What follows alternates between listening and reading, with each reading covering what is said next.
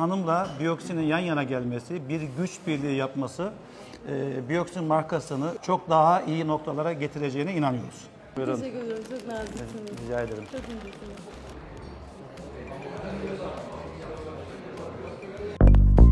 Bioxin besleyici yağlar serisiyle saçlarındaki gücü ortaya çıkar.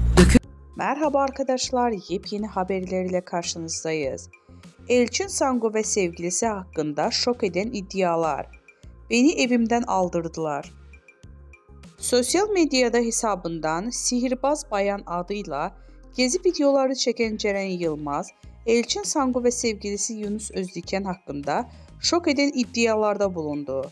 Yılmaz, ikili tarafından işinin engellediğini dile getirdi. 24 yaşında kendi başına bir şey yapmak istiyorum diyen Ceren Yılmaz, ikili tarafından işlerinin engellediğini söyledi. Elçin Sangu ve sevgilisi Yunus Özdiken'in kendisine dava açtığını söyleyen Yılmaz, şu ifadeleri kullandı. Görüntü davasıyla ilgili bana bir kağıt geldi.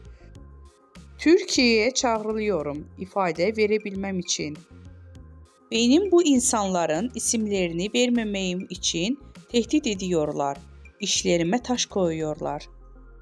Elçin Sangu'nun sevgilisiyle iş yapan ve bunun Sangu'nun ününe güvendiği için yaptığını söyleyen Yılmaz, kendisine Sangu ve Özdiken tarafından açılan davanın savcılık dilekçesini de paylaştı.